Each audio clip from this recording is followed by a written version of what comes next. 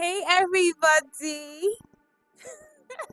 I'm so excited to be here. I have eating, and I feel like my energy is just so bumped up, and that's the best time to do a video. On today's episode, you're going to be learning how to handle stage fright, and this video is actually because something happened this week with somebody, a close friend of mine, and I just realized that a lot of you actually have stage fright. What's going on? Trust me, after this video, you'd learn how to handle stage fright and be able to talk in front of a crowd. So watch for more, and I'll be right back. All right, guys, you're welcome back. Like I said earlier, today we're going to be talking about how to handle stage fright. Now, I like you to know that stage fright is a normal thing. I mean, I have spoken in front of different number of people, different numbers of people, different number of people, whichever works. I have spoken in front of large crowd, small crowd, 2 people, 3 people. And so if I'm telling you that I know how to handle stage fright, then believe me, I do. I don't know if it comes naturally for some people. I don't know if they get to learn it. But for me, growing up, I just realized that it's just something that I could do, and a lot of other people couldn't do it. But in as much as it's very easy for me, I know it's not going to be easy for some people. So recently, one of my friends actually told me to please help her write a speech for an occasion that she was going for. I took up my time and I wrote this speech. But at the end of the day, I realized that she wasn't able to deliver the speech. And it's not because there was anything wrong with the speech. It was just because she didn't know how to handle stage fright. And I understand that it's not an everybody thing, but there are some things that you can actually do to handle stage fright, and that is why this video has come to you. So before I continue, please do well to subscribe, ring the bell so that you know every time I have a new video, and please do well to tell your friends to comment and comment as well so that we can have a good conversation. Let me check that my mic is on. Okay, I am being heard. All right, so let's go straight into it. So number one is very, very important. Stage fright is a thing. Stage fright is what? A thing. And so it's very important that before you go on stage, you need to know exactly what you're going there to do. What I mean is rehearse, rehearse, rehearse. I don't want to use the word that people use, that rehearse your out, but you need to rehearse. When you're eating, you're rehearsing. When you're in front of the mirror, you're rehearsing. When you're sleeping, you're rehearsing. Just constantly be rehearsing. It's very, very important that you know exactly what you're going there to say, how you're going to start, where you're going to stand, what you're going to wear. That is how very strategic you should be with your rehearsal, and very, very what's the word? There's a word I'm looking for. When I get the word, maybe before the end of the video, I'll tell you about it. But you need to rehearse. Even me, who has been talking in front of different people, I get nervous when it's time for me to get on stage. And but by the time I get there, I just say one or two things and I'm fine. But then nervousness, if you do not know what you're going to say and you're nervous, it just brings it from here to here. But if you know exactly what you're going to say, if you have rehearsed well enough, the nervousness is just from the beginning, just the beginning. But because you have clear knowledge of exactly what you're going to talk about and you have broken your points down, you know how you're going to go about it, just takes it from maybe here to here, and that is never bad. So be very sure that you know what you're going there to talk about. Rehearse, read as much as possible, get all the points that you need, get your cue cards ready, and all of that. Rehearse, rehearse, rehearse. It's very, very important. Number two, you need to learn to see the good end from the beginning. What I mean is, you need to see the end of your speech before you even start. And when I mean the good end, it means that you did a good job. All you need to do is just reflect on how it's going to be at the end of the show, how everybody would come to you and say you did good, or this is what I learned from what you said, and all of that. This gives you a good feeling, and this helps you to make sure that you hit that goal. It's very good that you see what you expect before it even happens. You know, that is part of what I do. I just look at it and I'm like, okay, by the time I do this, if I say this, this is how I expect them to react.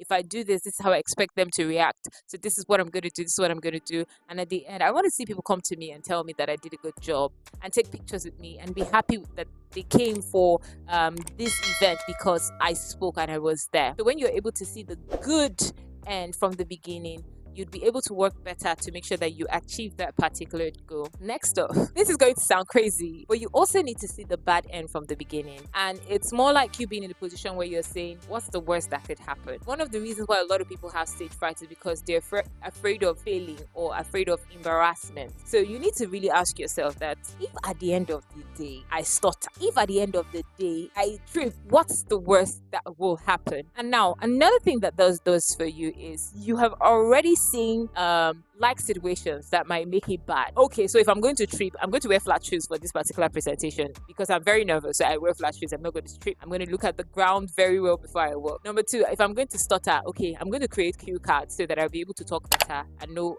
where to come from and where to go in if I'm not so sure of what to say. If the crowd is going to shout, okay, I'm ready for that. This is my counter expression or my counter feedback. So when you're able to see the good and the bad from the beginning, you're able to see the end from the good part and the bad part. You're able to really arrange how you want your whole speech to go and how you want your presentation to go. Trust me, it works. It really works. This next one is very, very important. And I feel like a lot of people don't pay attention to it because they feel like if you do it, people would actually know you're nervous. But the reverse is the case. If you stand still, people will know you are nervous. That is when they would know that you are shaking. That is when they would know that you're not confident and all of that. Learn to move. Use your hands when you're talking. Use your eyes when you're talking. Use your mouth. Use your body. Use every part of you for that presentation. Trust me, that helps to shake off the nervousness that you feel before you go up stage. A lot of you feel like when you're moving from here to here, people just know that you're nervous. Well, there are some movements that you can actually do that people know you're nervous when it's only from side to side. So listen, people know that you're nervous. But when you're doing things like you're walking to this side, you stop on this side of the stage, you go this way, you stand, you use your hands and all of that. Nobody will know you're nervous. And that really just helps you to beat out that nervousness and that stage fright. It's very important. The next thing is you need to look out for somebody in the crowd that is going to be your encouragement, that's going to be your confidence. So there's always that person in the crowd, in the midst of everybody, who is that face that would always be nodding to what you're saying, because everybody that comes for an event, they come for different things. Some people come because they want to show their outfit. Some people come because their friends invited them. But there are also people there who come because they really want to learn. They really want to hear what you have to say. And those are the people that you're going to be looking out for in the crowd. So when you get in there, it's not hard to find out those people. They're excited when they see you. They start to clap. They're very happy that, oh, this person is here. Oh, the person I've been waiting for is finally here. That should be your cameraman. Constantly look at that person. Look out for the nods. Look out for the smiles. If you have a question, point to the person. If you have an example, use that person. Listen, when you have that person, it looks as if you're looking at the whole crowd as that same person, because that person is giving you all the energy that you need. The person is the one nodding, and the person is the one saying yes. The person is the one clapping. You need that person in your life. Just the same way you need that kind of friend in your life. That's the kind of way you need that kind of person in the crowd when you are doing a presentation. So if you are able to do all of these things, rehearse. Look at the event from the end, from the good part, from the bad part. You also have situations where you move around, use your body, throughout that whole situation. Trust me, all the nervousness will die. There's also like a breathing technique that you can use, like breathing from your tummy. It helps before you go up stage. You make sure your tummy is moving when you're breathing. It also helps you to kill the nervousness and all. But one thing you should know is everybody gets nervous when it's time for them to go up stage. I get nervous, like I said. And even the greatest artists, you hear the likes of Michael Jackson, all of them telling you that before they went up stage, they were nervous. But if you know exactly what you're going there to do, I feel like that is one of the major points. Know exactly the points that you're actually going there to teach. You're actually going there to impact, and you have your cue cards. You have studied likely questions, likely scenarios, and all of that. Trust me, you'll be good to go. Whatever comes, you'll be able to handle it. Those are some of the points that I have for killing stage fright. You don't have to be frightened every time that you have to be in front of people. These people are human beings. And there's this other idea that a lot of people have where they say, just imagine every other person is naked and you're the only one wearing clothes. I have never done that. I don't know if it works, but maybe you can try it if it works for you. But I'm actually telling you things that I have done that worked for me, and I do hope it works for you as you keep using them. Thank you all so much for joining me. I am done with today's episode. Please do well to comment, do well to share, do well to like, And what else? What else are you supposed to do? Just tell your friends about this YouTube channel so that they can subscribe. And yeah, basically. And if you have more ideas as to how we can conquer stage fright, please do well to let us know in the comment section so that we can actually work with it and make sure that we eliminate stage fright forever. All right. Thank you again for joining me. I'll see you again next time. Bye for now.